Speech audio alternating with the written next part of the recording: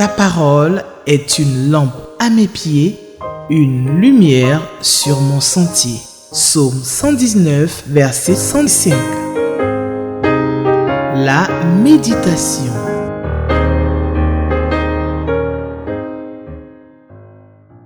Shalom, shalom à vous, chers amis lecteurs de la Bible. C'est avec un grand plaisir que je vous retrouve. Le lecteur de la Bible édition 2024, et nous sommes en train d'aller allègrement vers la fin de l'année. Nous allons changer de lecteur bientôt. Donc, le lecteur 2024 nous propose comme test aujourd'hui à lire AG, le chapitre 2 du verset 1 au verset 23. J'espère que vous avez votre Bible, votre lecteur et puis bien sûr votre stylo et un carnet de notes. Nous allons prier et pendant que vous êtes en train de vous préparer, et vous laissez vous préparer bien sûr pour la prière, je m'en vais vous présenter les nouveaux lecteurs 2025 pour votre méditation. Les 3 types de lecteurs produits par la Ligue pour la lecture de la Bible sont disponibles. Le lecteur cadet avec une belle couverture donc pour nos enfants qui savent bien sûr lire, qui ont appris à lire pour leur méditation quotidienne en famille avec les parents. Il est très joli. Le lecteur junior, un peu plus volumineux, avec de très belles illustrations à l'intérieur. Et puis, bien sûr, le lecteur adulte que nous allons utiliser dans quelques jours, qui lui aussi a une très belle couverture, bien sûr, un contenu très riche. Je vous recommande donc de vous équiper pour l'année 2025, d'aller dans les librairies chrétiennes pour l'acheter. Les prix n'ont pas changé, fort heureusement. Et puis, si vous avez l'occasion donc de venir à Cocody, à l'avenue Mermoz, au siège de la Ligue, vous pourrez vous en procurer, soit au détail, ou si vous voulez être grossiste, vous pouvez venir aussi.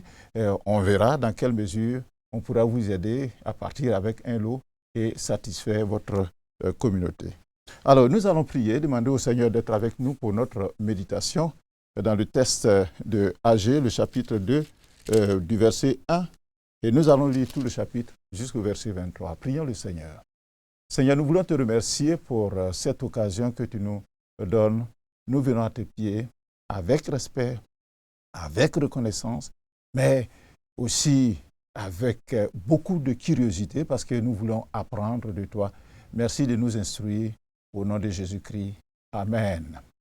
Alors le contexte, avant de lire notre passage, c'est que nous avons commencé à lire AG depuis hier et nous nous rappelons que l'empire de Babylone, la Chaldée, donc comme on l'appelait, sous le règne de Nebuchadnezzar, avait assiégé Jérusalem du temps du roi Joachim, parce qu'il y a eu Joachim aussi. Alors, la ville a été prise, la ville de Jérusalem, le temple dépouillé de ses ustensiles quand ceux-ci n'ont pas été brisés ou brûlés, et le peuple valide qui n'est pas passé au tranchant de l'épée fut amené en captivité à Babylone. En 538 avant notre ère, bien sûr, cet empire de l'Asie est passé des mains des Chaldéens dans celle des Perses et de leurs alliés Mèdes. Et 2 ans plus tard, c'est-à-dire en 536, moins 536, après la chute donc de Babylone, le nouveau roi perse du nom de Cyrus, à qui le Seigneur réveilla l'esprit, promulgua un édit dans 2 Chroniques, le chapitre 36, afin d'octroyer aux Juifs la permission de retourner dans leur patrie et de rebâtir le temple de Dieu. Quelle bonne nouvelle! Ainsi, une première vague de près de 50 000 exilés se décidèrent à reprendre le chemin de leur foyer sous la conduite de Zorobabel, gouverneur civil, et de Josué, grand sacrificateur. Donc, sous la conduite de ces leaders, le peuple entreprit de rebâtir le temple de Dieu à Jérusalem.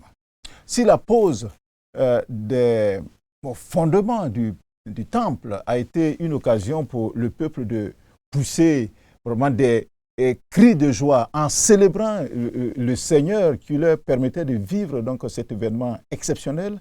Les plus âgés qui avaient vu le sanctuaire précédent pleuraient à grands cris en songeant à ce que serait celui-ci dont on commençait à peine donc à mettre les fondements. Et on l'a vu dans Esdras, le chapitre 3. Malheureusement, aussitôt les fondements de l'édifice posés, les travaux seront arrêtés sous la menace et les intrigues des ennemis samaritains qui occupaient donc le territoire désormais. Dans le texte d'hier, à Agé, le chapitre 1, le premier discours donc, du prophète avait déploré et censuré la négligence du peuple qui semblait travailler à la construction et à l'embellissement de leur propre maison plutôt qu'à reprendre de manière courageuse le sanctuaire qui devrait être les travaux de reconstruction donc, du sanctuaire de Dieu. Dans ce second discours, parce qu'il y en a eu 4, l'Éternel passe par son prophète pour encourager le peuple à reprendre l'œuvre de reconstruction du temple, tout en lui annonçant que ce nouveau temple, qui serait le centre de l'adoration de tous les peuples-là, ce nouveau temple-là aurait un rayonnement spécial. Ce discours fut sans doute motivé par les craintes qu'exprimait le peuple, notamment les plus âgés, de ne pouvoir arriver dans l'état actuel des choses, parce qu'ils n'ont pas de moyens, ils sont peu nombreux à rebâtir un temple digne de l'ancien. L'Éternel donne donc au peuple l'assurance qu'il se chargerait lui-même de revêtir sa nouvelle demeure de la splendeur qui lui convenait. J'espère que vous avez trouvé votre texte, Agé, le chapitre 2. Nous allons le lire et le titre que le lecteur a donné à ce passage, à ce chapitre, c'est « La gloire associée au second temple ». Nous faisons la lecture, chers téléspectateurs. Le 21e jour du 7e mois, la parole de l'Éternel se révéla par Agé, le prophète, en ces mots. Parle à Zorobabel, fils de Shealtiel, le gouverneur de Juda, à Josué, fils de Jotsadak, le souverain sacrificateur, et au reste du peuple, et dis-leur. Quel est parmi vous le survivant qui ait vu cette maison dans sa gloire première? Et comment la voyez-vous maintenant? Telle qu'elle est, ne paraît-elle pas comme rien à vos yeux? Maintenant, fortifie-toi, Zorobabel, dit l'Éternel. Fortifie-toi, Josué, fils de Jotsadak, souverain sacrificateur. Fortifie-toi, peuple entier du pays, dit l'Éternel, et travaillez, car je suis avec vous, dit l'Éternel des armées. Verset 5. Je reste fidèle à l'alliance que j'ai faite avec vous quand vous sortîtes de l'Égypte, et mon esprit est au milieu de vous, ne craignez pas. Car ainsi parle l'Éternel des armées.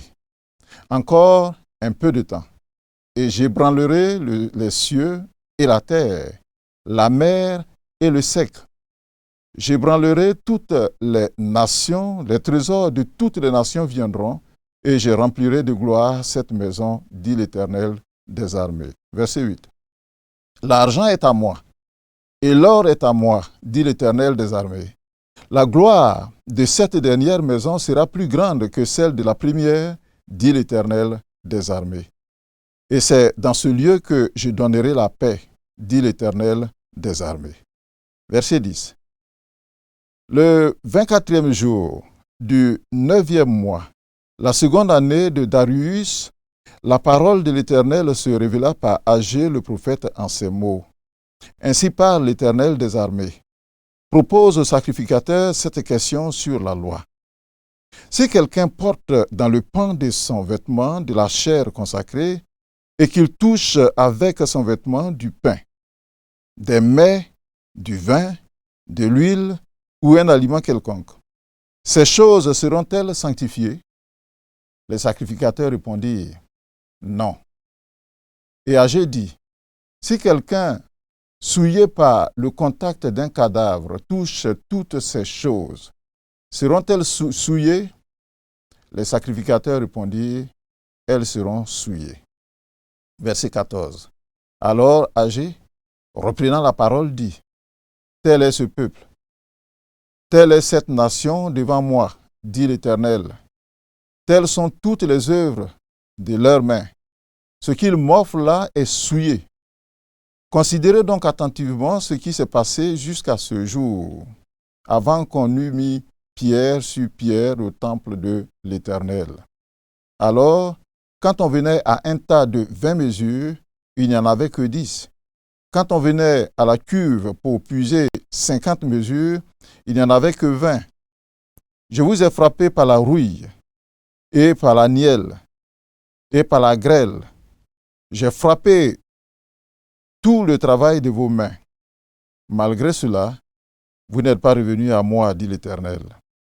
Et au verset 18, considérez attentivement ce qui s'est passé jusqu'à ce jour, jusqu'au 24e jour du 9e mois, depuis le jour où le temple de l'Éternel a été fondé. Considérez-le attentivement. Y avait-il encore de la sémence dans les greniers? Même la vigne, le figuier, le grenadier et l'olive n'ont rien rapporté. Mais dès ce jour, je répandrai ma bénédiction. Verset 20. La parole de l'Éternel fut adressée pour la seconde fois à Agé le 24e jour du mois, en ces mots.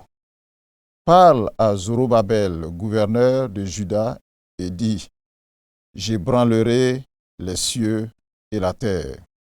Je renverserai le trône des royaumes. Je détruirai la force des royaumes des nations. Je renverserai les chars de ceux qui les montent. Les chevaux et leurs cavaliers seront abattus, l'un par l'épée de l'autre. Enfin, verset 23. En ce jour-là, dit l'Éternel des armées, je te prendrai, Zorobabel, fils de Shealtiel, mon serviteur, dit l'Éternel, et je te garderai comme un sceau, car je t'ai choisi, dit l'Éternel des armées. Ah, très beau texte. Très beau texte. Alors, si nous regardons la structure du texte, nous pouvons voir trois mouvements, mais qui reposent juste sur les discours, les trois derniers discours, parce qu'il y a eu un premier discours dans le chapitre 1. Donc, du verset 1 au verset 9, c'est le deuxième discours qui est un encouragement du peuple à reprendre les travaux du temple et qui promet donc une gloire sur ce nouveau sanctuaire. Et le troisième discours plutôt, qui part du verset 10 au verset 19, c'est la vie de sainteté qui doit être vue comme une affaire personnelle et la vie de souillure qui est une catastrophe donc pour la communauté. Et puis, les derniers versets, du verset 20 à 23, ce sont les perspectives glorieuses pour le serviteur fidèle de Dieu, c'est-à-dire Zorobabel, pour ce qu'il a fait. Alors, nous n'allons pas axer notre discours, notre réflexion sur ce découpage en trois parties qui repose sur les trois discours, mais nous allons répondre aux trois questions qui nous ont été posées, à savoir la question numéro 2, est-ce que ce passage m'apprend quelque chose sur Dieu le Père, Dieu le Fils et Dieu le Saint-Esprit? La question numéro 6, y a-t-il un avertissement? Et la question numéro 7, quelle vérité Dieu me révèle-t-il? Alors, est-ce que ce passage m'apprend quelque chose sur Dieu le Père, Dieu le Fils et Dieu le Saint-Esprit? La première chose que le passage que moi j'ai noté, que je vous partage, nous apprend, c'est que Dieu choisit les choses faibles du monde pour montrer sa gloire. Les personnes âgées, telles que nous avons lu tout à l'heure, qui avaient vu le premier temple, majestueux, somptueux, que Salomon avait construit sur indication de son père David, trouvait que celui-ci, qui était en train d'être rebâti, sur la supervision bien sûr de Zorobabel, de Josué et des anciens, n'avait pas la même envergure et n'aurait donc pas le même rayonnement. Comme quoi, l'homme regarde bien souvent à l'apparence pour fonder son jugement. Or, Dieu, c'est tout autre chose. Nous allons lire d'ailleurs un texte dans 1 Corinthiens, le chapitre 1, qui dit comment Dieu, lui, il regarde les choses et il juge donc les choses. 1 Corinthiens, le chapitre 1 et le verset 27 qui dit ceci. Dieu a choisi les choses folles du monde pour confondre les sages. Dieu a choisi les choses faibles du monde pour confondre les fortes. C'est comme ça Dieu lui voit. Mais nous regardons à l'apparence. C'est pour confondre les Israélites sceptiques quant à la gloire du nouvel édifice que Dieu leur pose donc la question suivante que nous avons lue au verset 2 de notre texte. Et c'est le Seigneur donc qui parle, et plutôt au verset 3. Il dit, quel est parmi vous le survivant qui a vu cette maison dans sa gloire première? Et comment la voyez-vous maintenant? En effet, cela faisait 67 ans que le temple avait été détruit. Et ceux du peuple, encore en vie, qui étaient d'un certain âge, dont âgés d'ailleurs, ils étaient très peu nombreux. Et le Seigneur donc leur demande, comment la voyez-vous maintenant? Telle qu'elle est là, ne paraît-elle pas comme rien à vos yeux? Et puis le Seigneur, bien sûr, le peuple peut-être a répondu, vraiment, c'est assez modeste. Et le Seigneur donc va répondre. Et il va dire au verset 9 que nous avons lu, la gloire de cette dernière maison sera plus grande que celle de la première, dit l'Éternel des armées. Ça, c'est ce que Dieu fait. Il prend les choses faibles, les choses simples, les choses insignifiantes, et bien sûr, il relève pour donner de la gloire, pour montrer que c'est lui qui est à la base. Deuxième élément que nous apprenons de par ce texte, c'est que l'argent et l'or sont à l'Éternel des armées. Les Israélites reviennent de l'exil. Et quand c'est comme ça, ils sont démunis pour la plupart. Et leur pays est à reconstruire. Ils n'ont plus rien, ils n'ont plus d'habitation. Leur effectif est très peu nombreux face aux grands et nombreux défis qu'ils ont à relever. Notamment la reconstruction d'un édifice à la dimension de leur Dieu, l'Éternel des armées. Si le roi perse Cyrus leur avait donné quelques moyens matériels et financiers pour rebâtir le temple et leur avait aussi restitué une partie des ustensiles que Nebuchadnezzar avait emportés, on l'a lu dans Esdras, le chapitre 1. Il convient de noter cependant que ces acquis représentaient bien peu de choses au regard de la gloire du premier temple.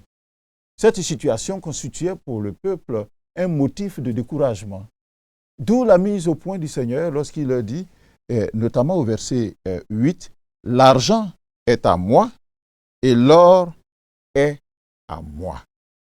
Pourquoi vous souciez-vous » En effet, le Seigneur révèle la provenance des moyens qu'il se donne pour atteindre les objectifs qu'il a assignés à son peuple. Le verset 7 le dit bien d'ailleurs. Il dit, « J'ébranlerai toutes les nations.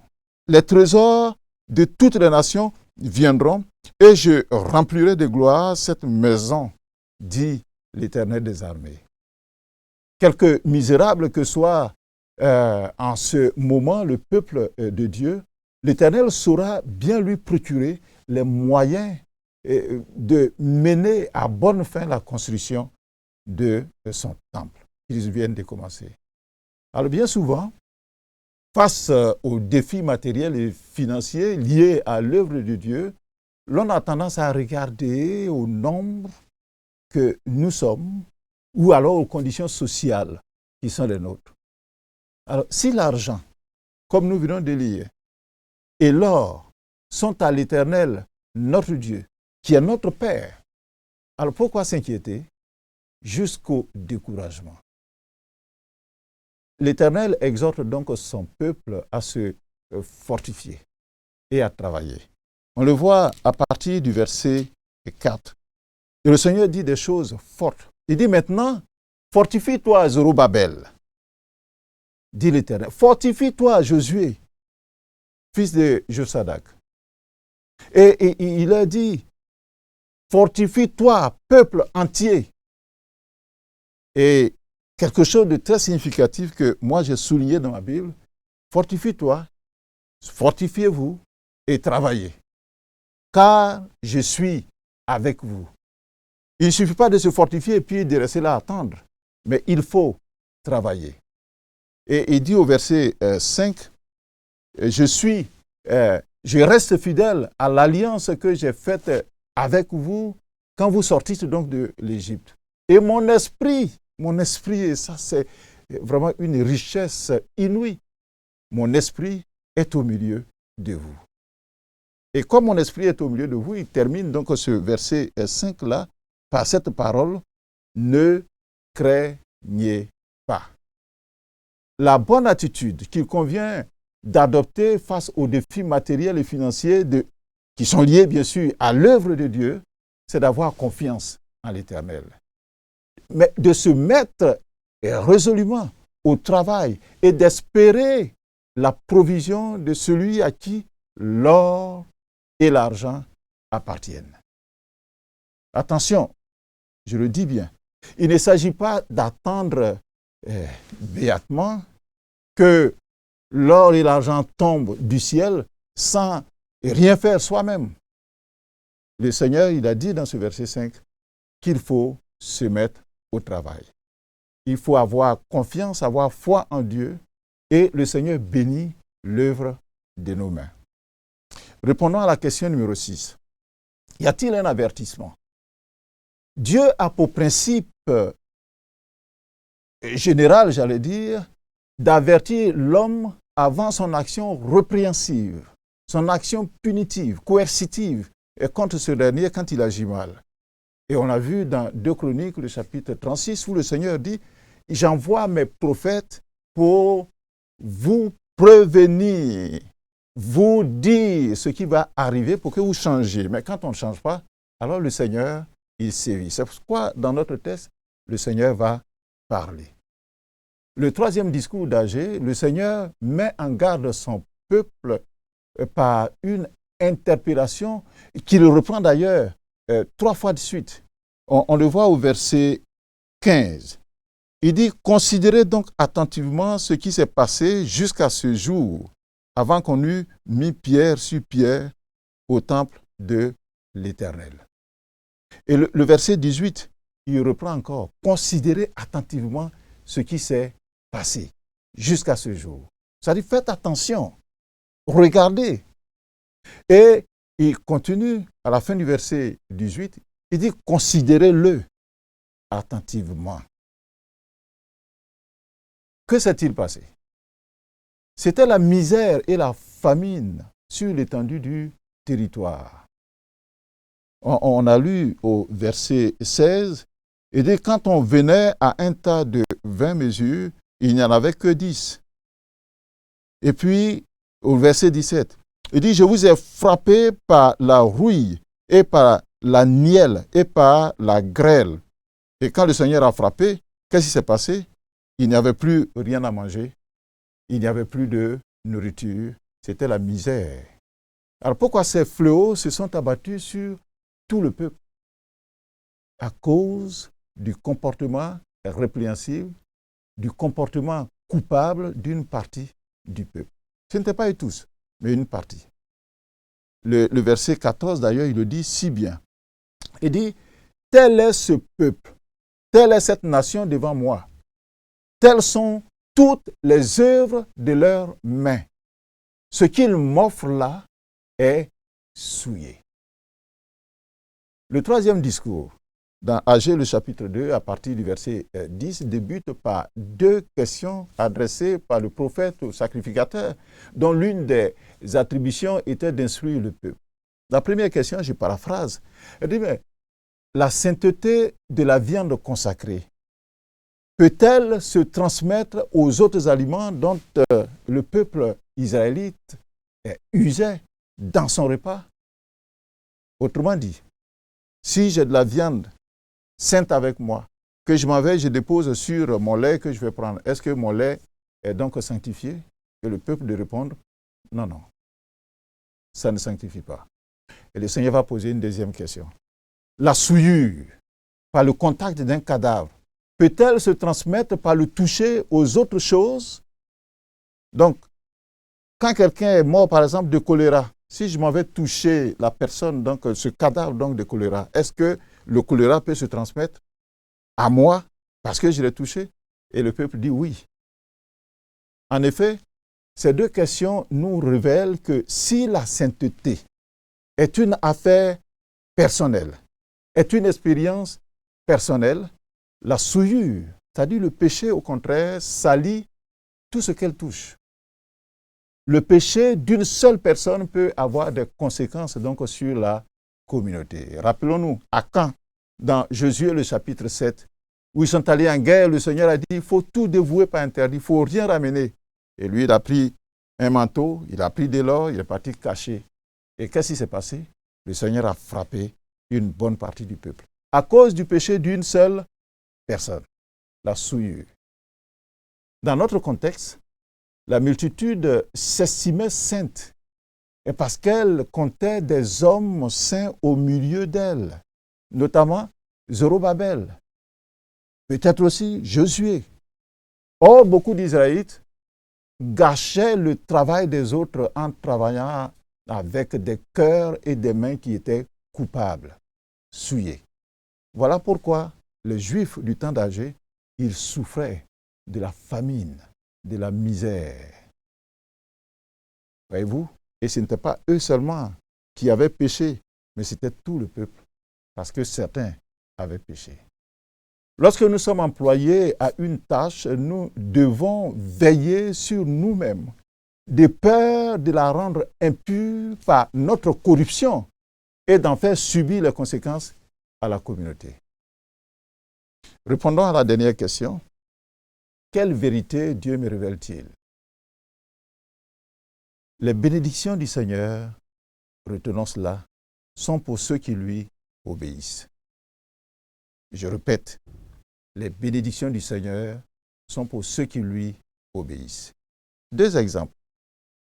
Pour le peuple, le premier exemple, c'est que le peuple qui est revenu à Dieu en reprenant avec de bonnes intentions la reconstruction du temple, le Seigneur lui a fait une promesse tellement riche. Et on le voit au verset 19. Dès ce jour, je répandrai ma bénédiction sur vous. Quand on agit pour le Seigneur, on travaille pour le Seigneur avec bon cœur, on reçoit la bénédiction du Seigneur. Cette bénédiction n'est pas seulement pour notre temps, pour notre siècle, mais beaucoup plus donc pour l'éternité. Deuxième exemple de bénédiction quand on sert le Seigneur, c'est ce que Zorobabel reçoit comme promesse, et c'est dans les derniers versets que nous avons lus. Le verset 21, il est dit ceci. La parole de l'Éternel fut adressée pour la seconde fois à Agé. Et qu'est-ce que Agé doit faire? Verset 21, il dit, parle à Zorobabel, gouverneur de Juda, et dit, j'ébranlerai les cieux et la terre. Et le verset 23, il dit, je renverserai le trône des royaumes, je détruirai la force des royaumes, des nations, etc. Et le verset 23, il dit, en ce jour-là, dit l'Éternel des armées, je te prendrai, Zorobabel. Oh, comme j'aurais bien voulu être à la place de Zorobabel, que le Seigneur me dise donc des paroles comme ça. Je te prendrai, Zorobabel, fils de Shealtiel, mon serviteur, Je veux que le Seigneur m'appelle aussi mon serviteur. Donc, oh, mon serviteur. Le jour où j'entendrai ça, mais attends, je serai au ciel. Alors, mon serviteur. Et je te garderai comme un sceau, car je t'ai choisi, dit l'Éternel des armées. Quelle promesse est riche, réconfortante. Alors, fait très important que nous devons noter que le fruit certain de cet engagement de Zorobabel pour l'œuvre de Dieu, c'est que quand on lit le texte de Matthieu, le chapitre 1, le verset 12, le verset 13, il est dit, on cite les ascendants de Jésus, c'est-à-dire les ancêtres de Jésus, la généalogie de Jésus, on cite dedans Zorobabel. Parce qu'il a été fidèle, parce qu'il a été persévérant. Alors, nous sommes à la fin de notre temps, donc je ne vais pas vous dire le verset qui m'a le plus interpellé. Je vous laisse choisir, chers méditateurs, téléspectateurs. Ce que je voudrais vous demander, c'est qu'on retienne ceci, que quand nous travaillons pour le Seigneur, nous ne devons pas nous soucier pour les moyens avec lesquels nous allons accomplir notre mission, parce que l'or et l'argent appartiennent à notre Dieu. Quand nous travaillons pour le Seigneur, nous devons le faire avec bon cœur, pas avec la souillure, mais en nous sanctifiant pour notre Dieu, parce que celui pour lequel nous travaillons, il est saint. Quand nous travaillons pour le Seigneur, nous devons savoir qu'il est le rémunérateur de notre foi et que nos œuvres nous accompagnent et lui, il rétribue nos œuvres. Nous allons prier, demander au Seigneur de bénir notre temps de réflexion. Priez avec moi, chers téléspectateurs. Éternel, tu nous apprends que pour les missions dont tu nous investis, comme ce fut le cas de Zorobabel, de Josué, des anciens et de ce peuple, nous devons assurer le service avec engagement, avec détermination, mais aussi avec dévotion à notre Dieu. L'or et l'argent t'appartiennent. Tu nous l'as appris. Nous avons donc beaucoup de provisions avec toi que chaque fois tu nous donnes pour que nous puissions faire donc ton œuvre, parce que notre œuvre t'appartient. Pas d'inquiétude. Enlève l'inquiétude de nos cœurs quand il s'agit de moyens pour faire ton œuvre, parce que tu pourvoiras toujours. Par ailleurs, tu nous demandes de vivre loin des souillures. Garde nos cœurs, nos mains de la souillure pour ta gloire. Au nom de Jésus-Christ, Amen. Alors, notre texte a eu son commentaire aussi dans le lecteur à la page 154. Veuillez le visiter. Il est très riche aussi. Demain, un autre jour, un autre texte, une autre bénédiction au pied du Seigneur. Shalom. Ta parole est une lampe à mes pieds, une lumière sur mon sentier. Psaume 119, verset 105. La méditation.